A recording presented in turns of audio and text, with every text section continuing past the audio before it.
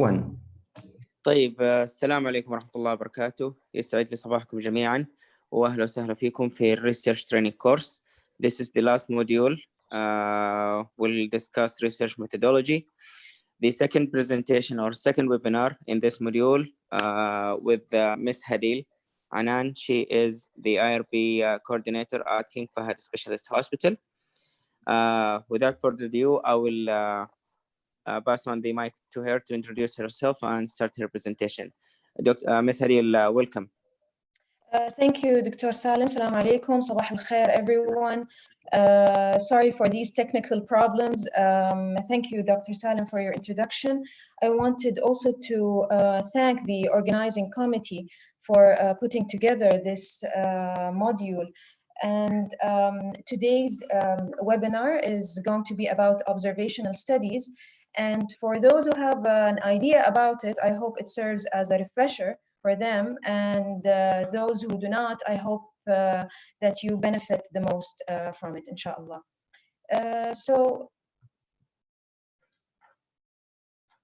starting with today's objectives, we're going to identify the basic epidemiological or observational study designs. We're going to identify the study population, how they are selected, their basic components, the types of biases they might be subjected to. And also we're going to understand their strengths and their limitations.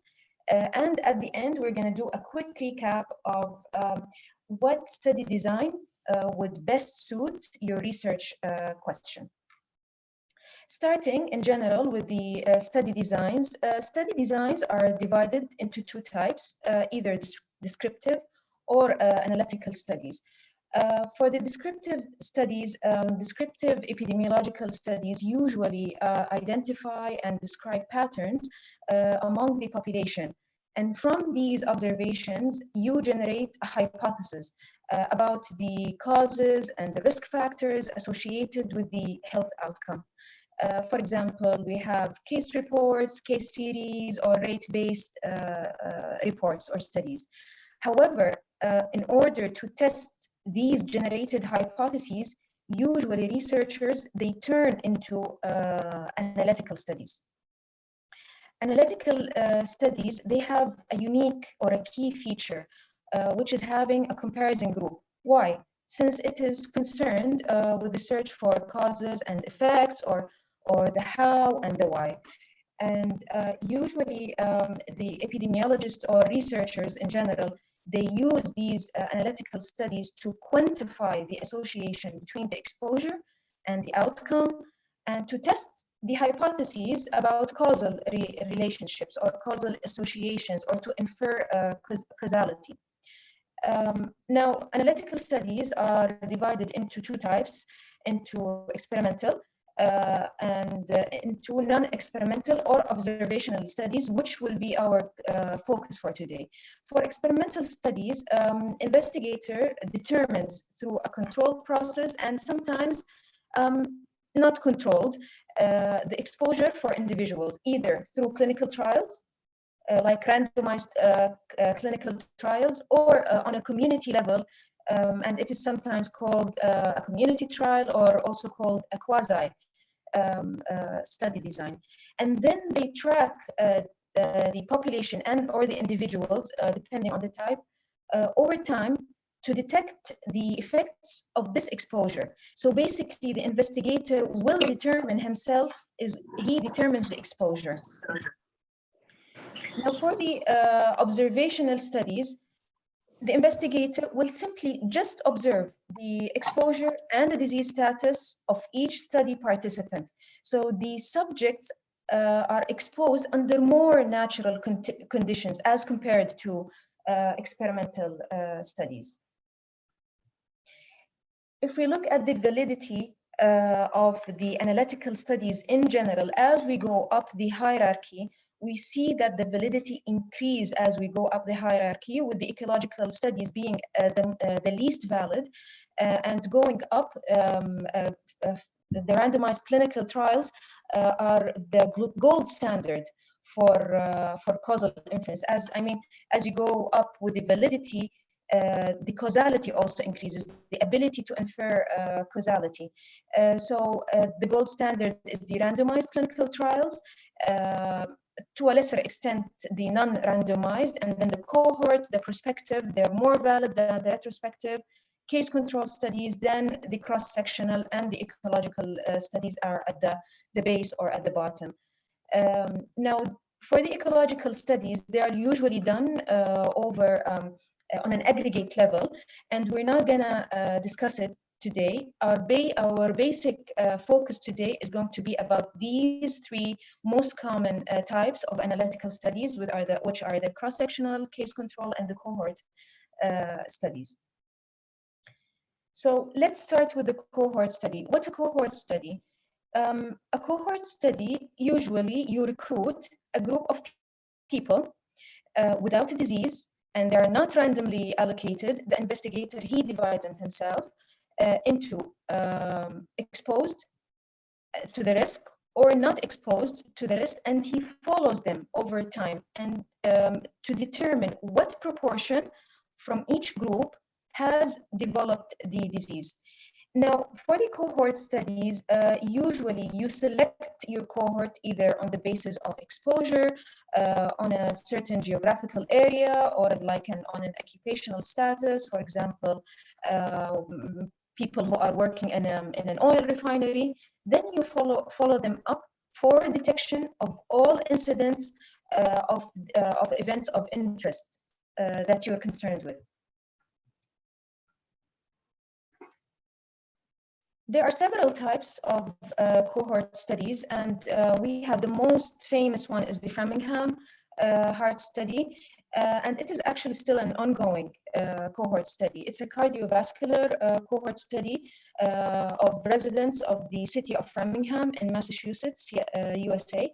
It started in the 1948 with around 5,000 participants, and now actually it is on the fourth generation of the participants.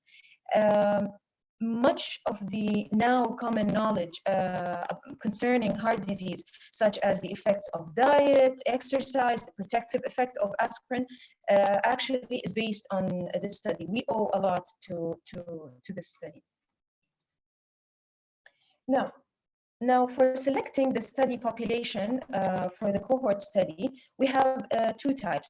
And the selection of the study population, usually it differs based on the sampling strategy. You either sample your cohort as a population-based sample or as an exposure-based sample. So if we start with the population-based sample, it is more common. Usually it's a community-based. For example, the Framingham study, they recruited people, they selected a cohort from the residents of Framingham City with an age range of, I believe it was 30 to 59. And their objective was to identify what are the common risk factors that contributed to cardiovascular diseases. And their exposure was hypertension, diabetes, and smoking.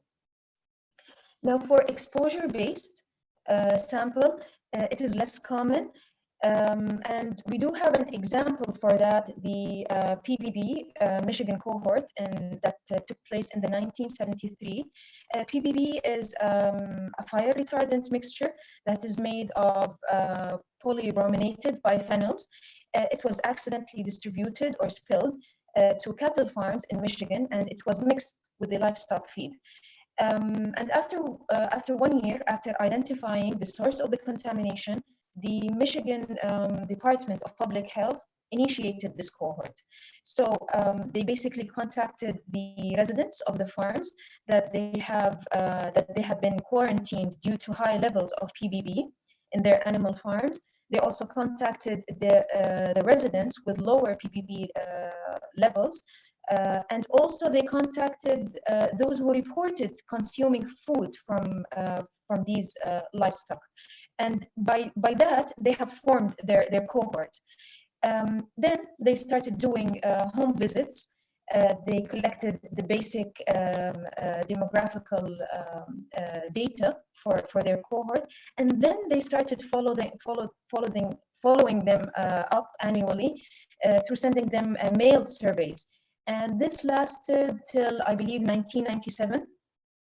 And the purpose was to ascertain whether the outcome of interest was death, malformation, congenital birth defect, or other diseases. Now, for the types of cohort studies, we have three types. We have prospective, retrospective, and we have a combined third type, but I will not go through the third type due to time constraints. And the types of the cohort studies, they usually depend on the timing of the data collection, whether the data was collected in the present or if the data was collected in the past.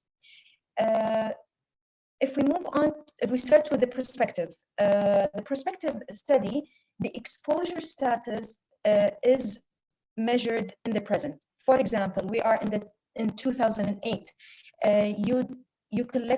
You recruit your cohort at 2008, and then you follow them up till 2018. Record their exposure status, and then follow them up to 2028 to see if they contracted the disease or not. So, and again, that was an example for that was the Framingham. He recruited his cohort and followed them up.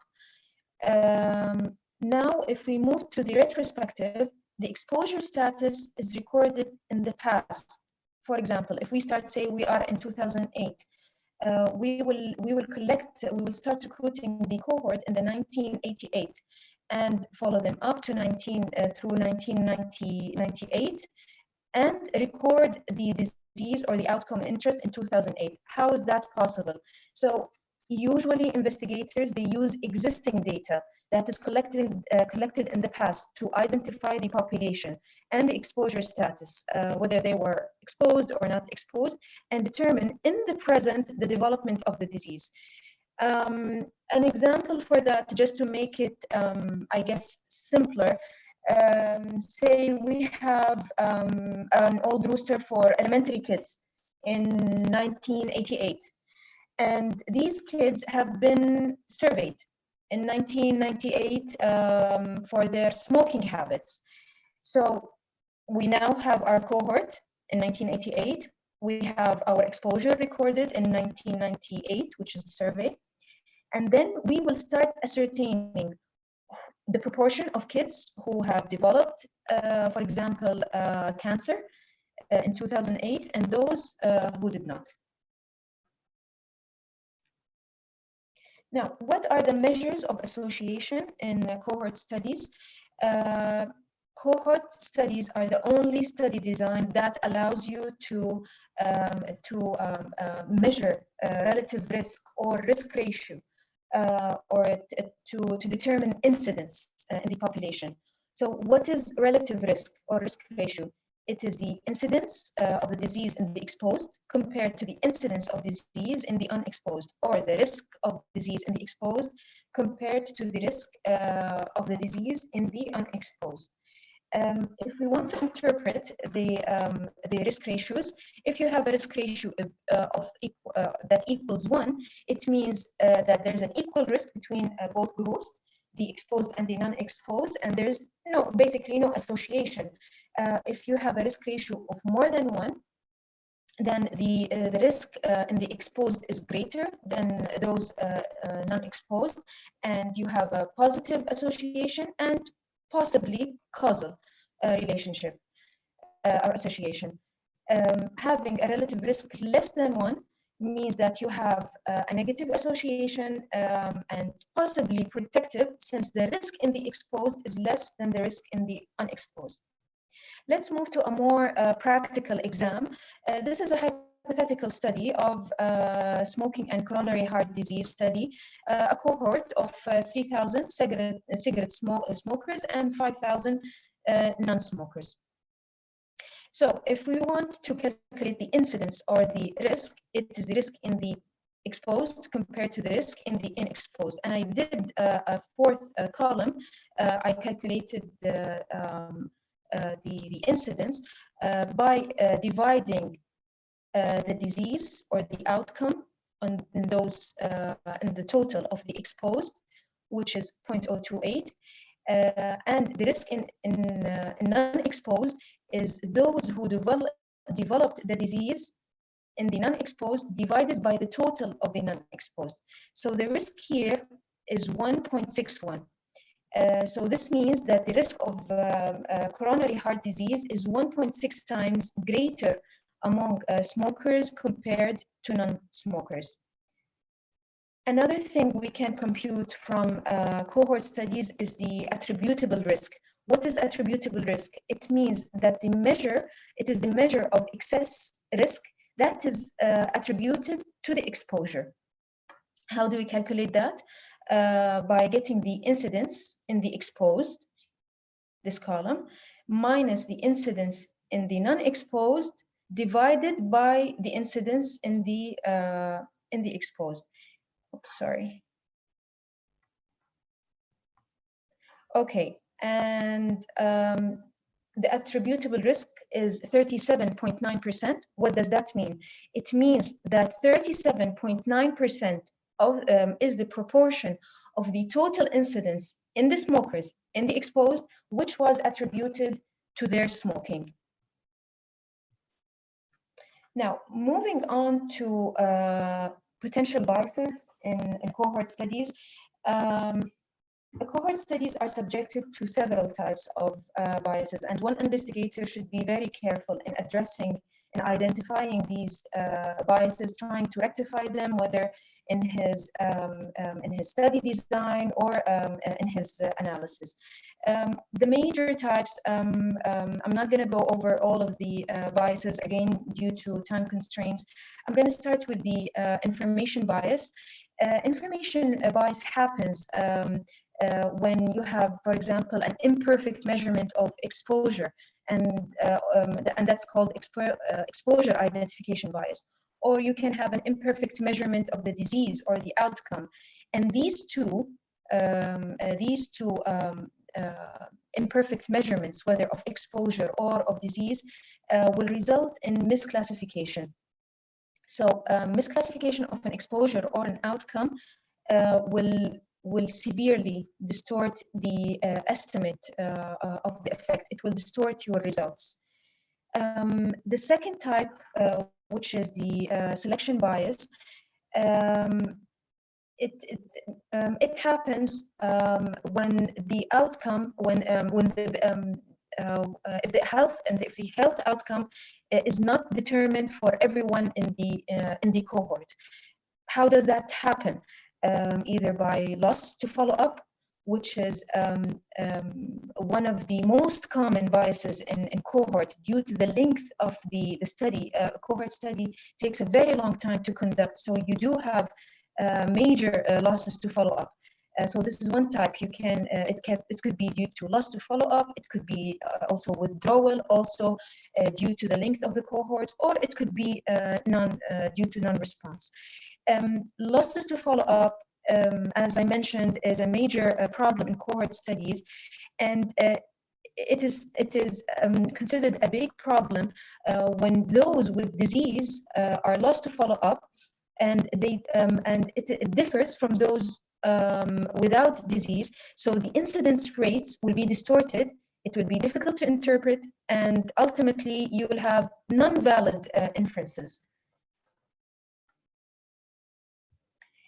Moving on to the strength of the cohort studies, as I mentioned, cohort study is the only study design that permits direct determination of risk and incident rates.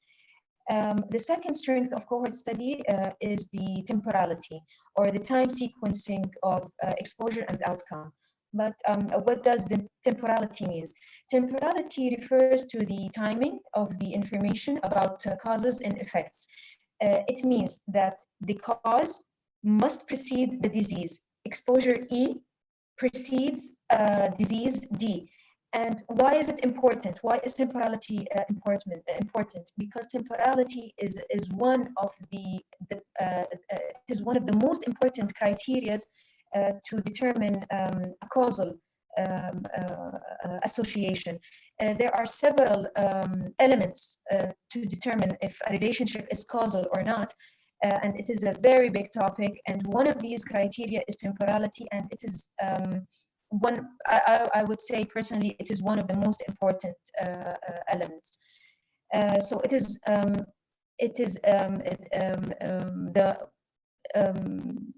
one of the studies or that you can get temporality out of it.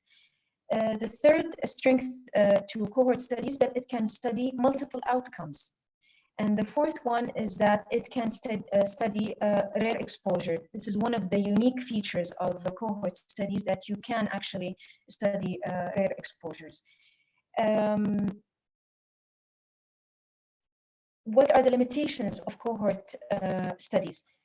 It is time consuming. It takes a long time to conduct a cohort study, usually years and years to conduct it.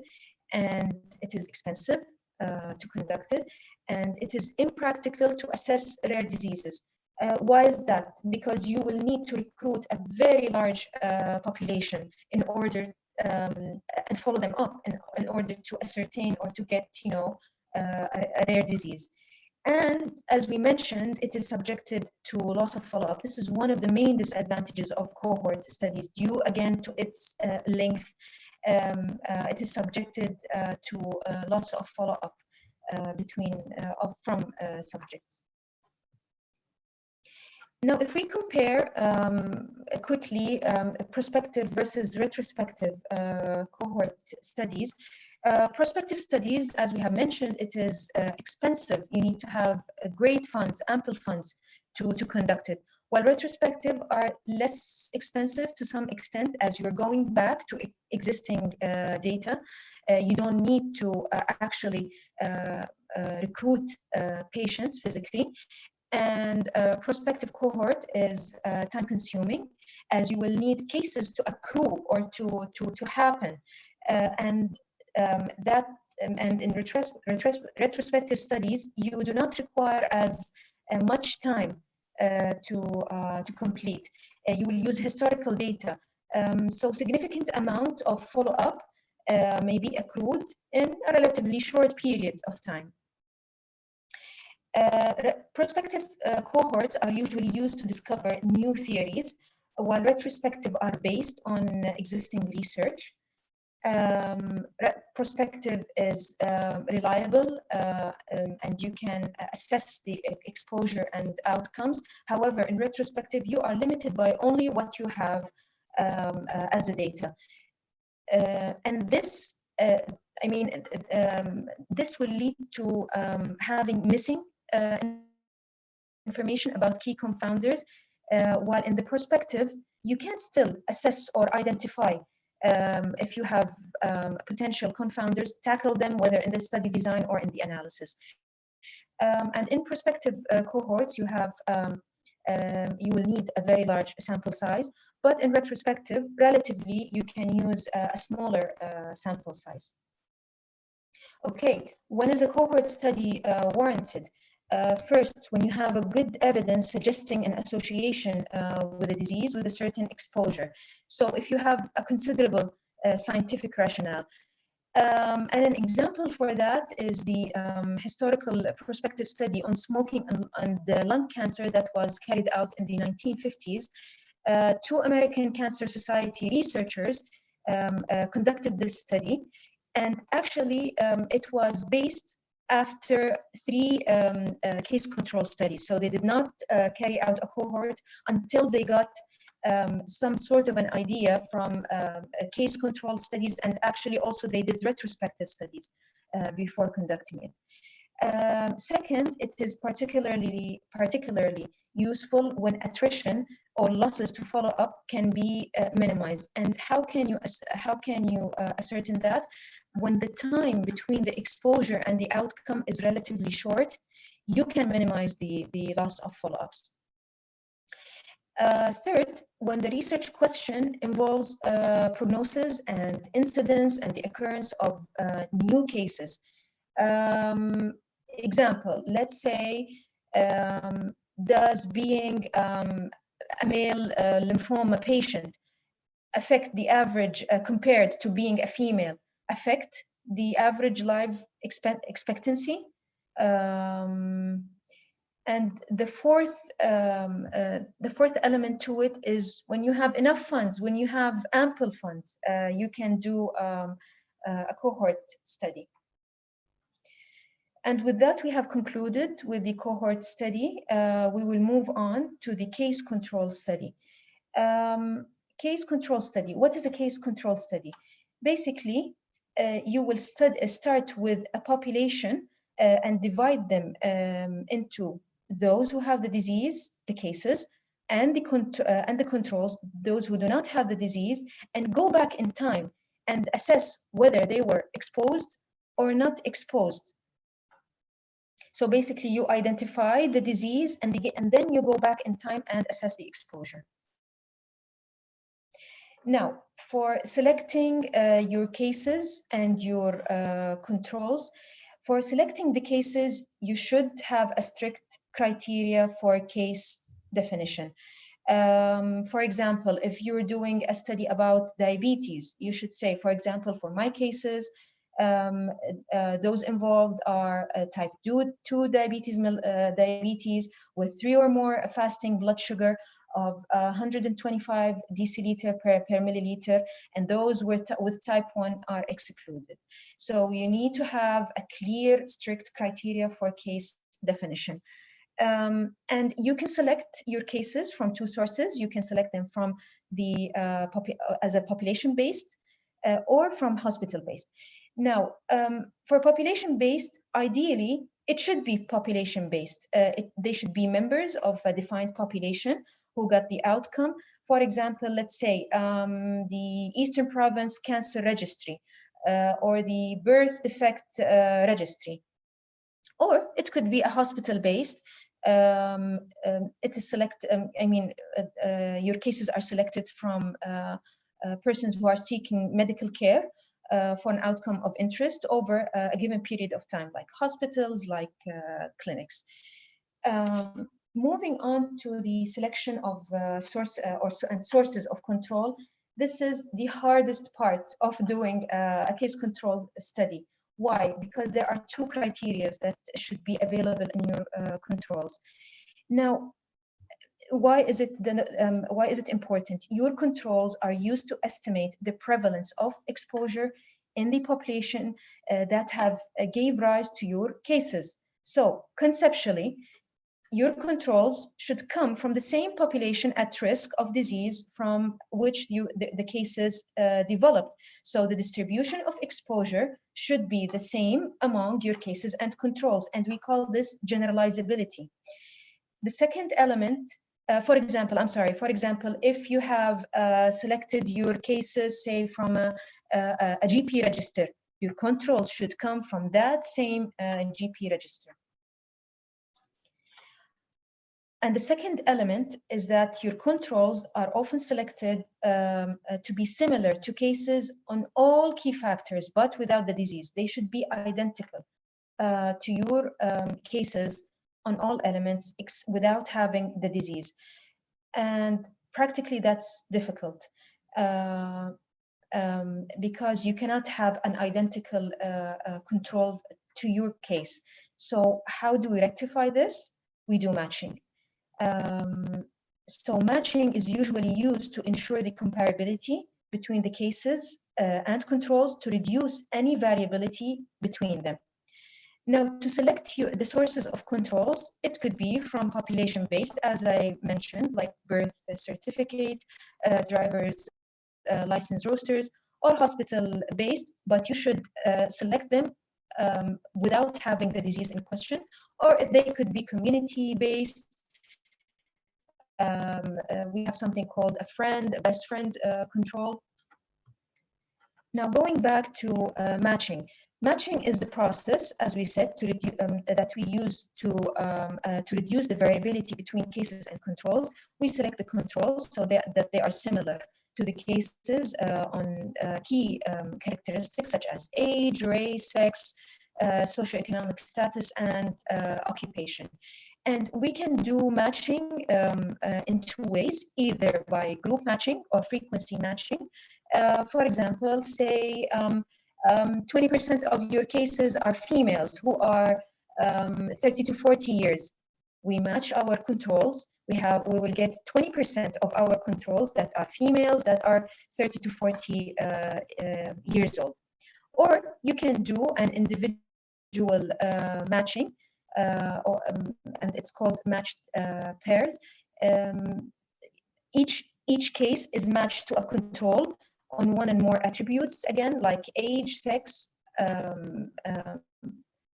and usually we strive to get a ratio of 1 to 4 to increase the power of your study, but anything more than 4 controls to one case is not worthwhile.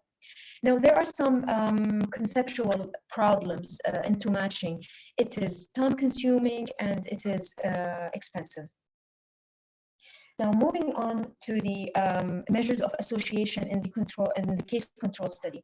The measure of association in case control studies is the odds ratio. It's a probability, basically. It tells you how much higher the odds of exposure is among the cases of the disease compared to your controls. How do we interpret odds ratio? If it is more than 1, then your exposure is positively associated with the outcome. So your exposure is a risk factor. If it equals 1, then there is no association. And if it is less than 1, then your exposure is considered a protective factor. Let's take a hypothetical example, of a case control study. We have our exposure is obesity and the outcome is a prostate cancer. These are the cases and these are the controls. So we can calculate the exposure odds ratio by dividing the number of cases in the exposed over the number of cases in the unexposed divided by the cases, by the controls in the exposed over those with who have cancer in the non-exposed, and we get 6.9. Our exposure odds ratio is 6.09. I'm sorry. So the odds of obesity is almost 6 times greater in prostate cancer cases compared to controls. We can also calculate the disease odds ratio in a similar manner, and we got the same result. Now, they are mathematically equal, but conceptually, you are calculating 2 different things. Moving on to the biases in the control study. Again, we have 2 major types. We have the information bias and the selection bias. If we move on into the information bias, we have several types under it. We have the interviewer bias, we have recall bias, and we have misclassification. Interviewer bias.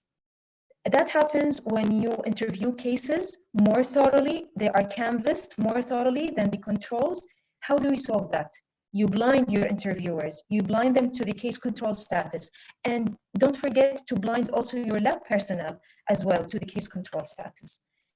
The second type of bias is the recall bias, and it occurs when the recall is better among the cases than in controls. And this usually happens because there's a natural tendency in sick people to wanting to explain the disease or the risk factors associated with it. And also we have misclassification. Misclassification is a type of error. For example, you are using the body mass index for your study. You're assessing the body mass index, and you have a scale, and this scale is broken. It is differential when the scale is not working properly for the cases, but it is working perfectly fine with your controls. So this leads to differential misclassification. And it could be non-differential when it is broken among all your cases and your controls. It's not working properly for both your cases and your controls. What are the techniques to reduce information bias? You use memory aids, you validate your exposures, you blind, as I mentioned, you blind your interviewers to the subject study status, and you provide standardized staff training. You use standardized data collection sheets. This is very important. And you ensure that your questions are clearly understood through proper wording to your cases and controls. Now, moving on to the selection bias, to the second type that is common in case control studies. And this happens when you have, due to the following reasons, either inappropriate controls selection, differential self-selection in cases and controls, and in differential surveillance and diagnosis. Now, controls, again, inappropriate control selection, we said this is one of the difficult parts into conducting a case control study, because controls, they're used to provide an estimate of the exposure rate in your population. Therefore, selection bias may occur when those individuals selected as controls are unrepresentative to the population that gave rise, that produced your cases. The exposure needs to be equal. Between the cases, the potential to the exposure should be equal between your cases and your controls. Differential surveillance or diagnosis. It is the procedure that is used to identify the disease, and when it varies between the exposure status, this is when bias happens, and it is called detection bias. What are the techniques that we can use to reduce the selection bias? Again, develop an explicit, strict criteria for your case definition. Strive as much as possible for high participation rates, and take precautions to ensure representativeness among your cases and controls. And develop an effective case for case ascertainment. And also for controls, try to compare the prevalence of the exposure with other sources to evaluate and to assure that your credibility. What are the strengths of case control studies? It is the best study design to study rare diseases. Also, it is a good design for diseases with long induction period. For example for that, for example, an exposure to radiation, and the disease would be, for example, leukemia. So that's a long induction period. And also it allows examination of multiple exposures simultaneously at the same time. It is relatively inexpensive and relatively quick to conduct when it is compared to cohort. Since it is done retrospectively, the cases are identified at the beginning of the study. Therefore, you don't need a long follow-up period.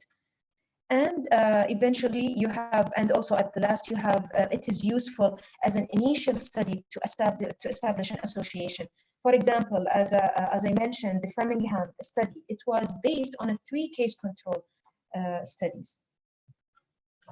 What are the limitations of case control studies? They cannot study multiple outcomes because you will identify only one disease, only one outcome, and go back in time and assess the exposures. It is prone to biases. Case control studies, if they are not well designed and matched, especially exposure misclassification and recall biases can occur because they rely on memory, and people, again, people with conditions, with diseases, they are more motivated. They tend to recall more their risk factors. And again, it is difficult to find a suitable control group. It cannot calculate incidence or prevalence of diseases. It only calculates the odds, the probability. And there's a temporal ambiguity into it. There's that element into it because you cannot, the temporal sequence between the exposure and disease is difficult to establish. So when is a case control study warranted? Usually before conducting a cohort experimental study to identify a possible etiology of the disease. And if you want to investigate multiple exposures, especially when the real exposure is unknown. And third, a case control study is preferred when the disease is rare because investigators can intentionally search for these cases. For example, if we compare it to cohort, a cohort study of rare diseases would need you to start with a very large number of exposed people to get the adequate number of the cases at the end of the study. So case control will better suit your quest for studying rare diseases. We'll start with the cross-sectional study. Cross-sectional study, if you remember, it was at the bottom of the validity and studies. As I'll go into details at the end for that reason. The exposure and the outcome in the cross-sectional study is collected simultaneously at the same time, at the same point in time, in a single period of observation. Think about it as a snapshot. And there are several elements into the cross-sectional studies. First of all, they do not measure temporalities. You cannot establish a cause-effect relationship in a cross-sectional study because causality could work in either direction. For example, you have a cross-sectional study of the prevalence of obesity in, for example, among kids who watch TV. Your causality here could work in either direction. Did the obesity cause kids to watch more TV, or did watching kids who watch TV eventually became more obese? So there is this element of temporal ambiguity into it. And second, they can be done periodically for the purposes of monitoring trends in the prevalence of diseases or the prevalence of the distribution risk factors. An example for that is the NHANES, the National Health and Examination Survey in the US. It's a lovely register. I would encourage everyone to go and look at it. It's a lovely source to conduct cross-sectional studies. What are the measures of association for cross-sectional studies? We do have the prevalence ratio, and it is the prevalence in the exposed compared to the prevalence in the unexposed. And we do have the prevalence odds ratio, which is again the probability of the odds of prevalent disease in the exposed compared to the odds of prevalent disease in the unexposed. And of course, we have the crude prevalence, which is the cases over the total number of the study participants. If we want to interpret the prevalence ratio, if it equals 1, it means that the prevalence is the same among the exposed and the unexposed. If the ratio is greater than 1 in the disease prevalence is 1, it means that the disease prevalence is higher in those who are exposed. If it is less than 1, then the prevalence is less in those who are exposed. Moving into a practical example, I calculated the prevalence of diabetes and the exposure was obesity and non-obesity. So the number of cases were all those with diabetes, whether they were obese or not, over the total number of the population. And the prevalence of diabetes was 33% among the population. And then I moved on and calculated the prevalence ratio of diabetes in obese compared to non-obese. And then I calculated the prevalence odds ratio of diabetes in obese compared to non-obese.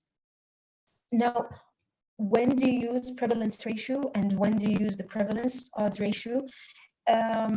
usually when the prevalence of the dependent variable of your outcome is low, say 10 to 30%, you will obtain similar results between the prevalence ratio and the prevalence odds ratio. However, when you have higher prevalences, the prevalence ratio and the odds ratio here, they tend to separate from one another, and the odds ratio will overestimate your prevalence ratio. So if you have a high bottom line, if you have a high prevalence, it's a good option to use the prevalence odds ratio, and if not, use the prevalence odds ratio. Usually this technicality is reserved for your biostatistician. It is always a very good idea to consult your biostatistician before carrying on your study, before conducting your study.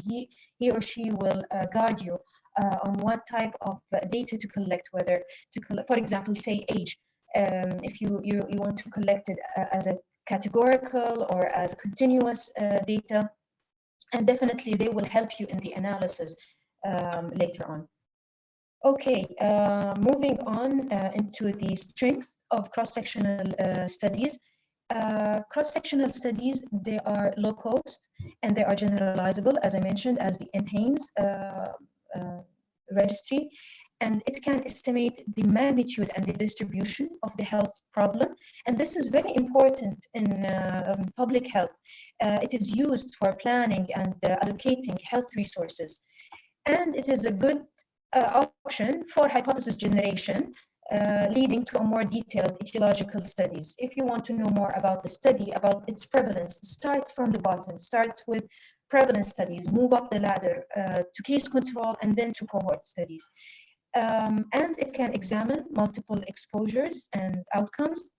And it's a good design for populations with high exposure and high disease prevalence. There are certain limitations to cross-sectional studies. First of all, as we mentioned, there's a temporal ambiguity into it. You cannot infer causality from cross-sectional studies. And it's not suitable for studying diseases with low prevalence or rare or short duration diseases. And it cannot provide incidence data, so you cannot calculate risk. There are also biases that cross-sectional studies could be subjected to. The first one is measurement error. Selective recall or lack of information on past exposure can introduce information bias. So it is always wise to study factors that do not change over time. The second type of bias is the selective selection bias or selective survival bias, in which the prevalent cases will have longer disease duration than incident or new cases.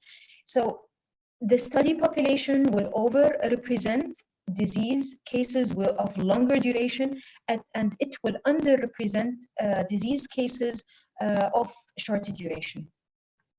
When is it warranted? Public health planning for disease etiology. It's the best design for disease of slow onset, and when the medical care is not sought until the disease has advanced, for example, as in mental disorders. And it is the best design also for diseases that cannot be identified at onset, and only the prevalent cases can be identified. For example, congenital malformalities. Okay, just a quick recap on the study designs that we've talked about. What do they answer? What type of questions do they answer? Prospective studies will answer the question of how many people will get the disease, the incidence, the number of new cases, the risk of contracting this disease, and also what factors will predict the development of the health outcome of interest.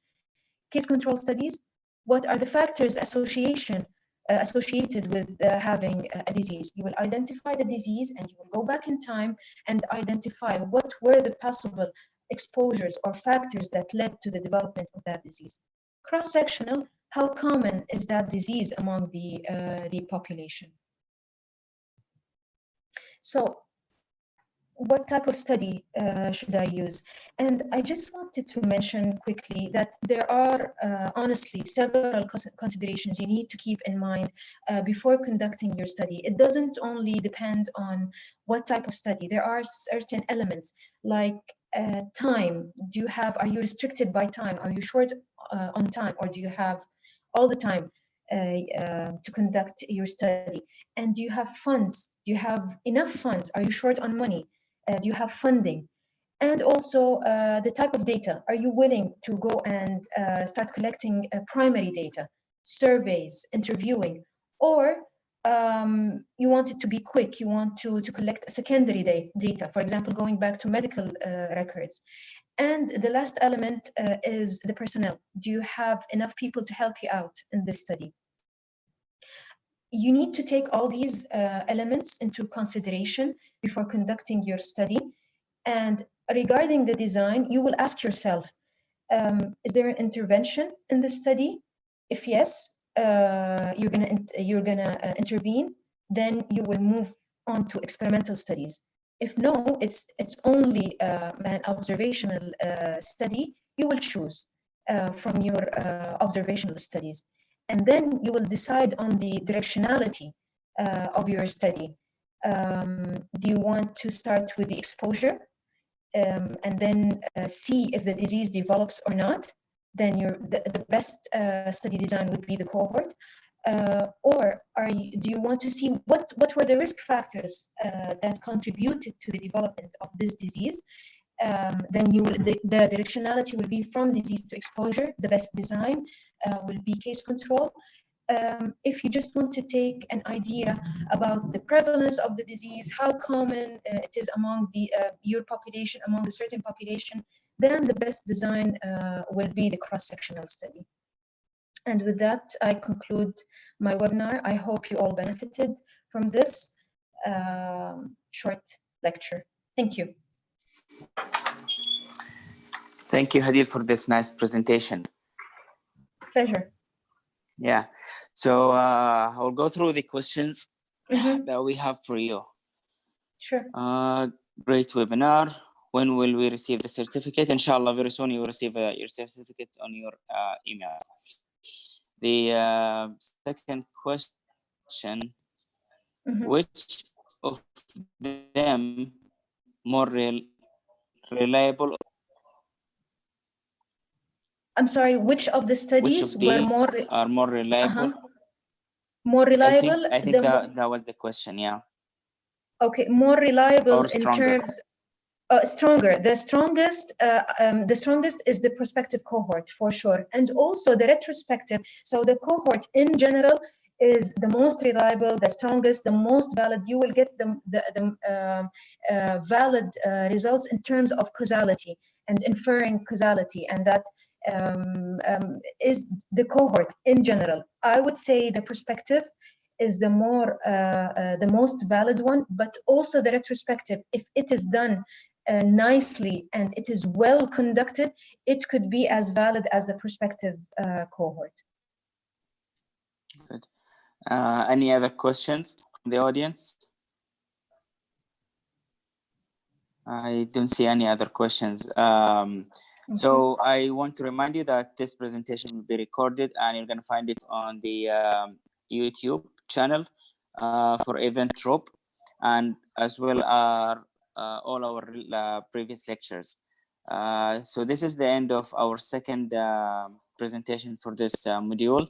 The last presentation for this module and for the whole series during Ramadan will be on May 20th. Thank you. So Event Tróob just shared the YouTube link in the chat. You can go and visit it there.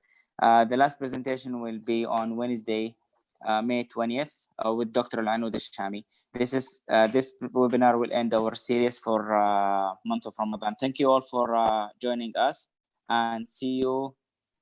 Thank you for your awesome, and see you all on May 20th. Thank you very much. Thank you, Hadil. Thank you, Dr. Salim. Thank you very much. Thank you. Bye-bye. Bye-bye. Bye-bye. Assalamu alaikum. Assalamu.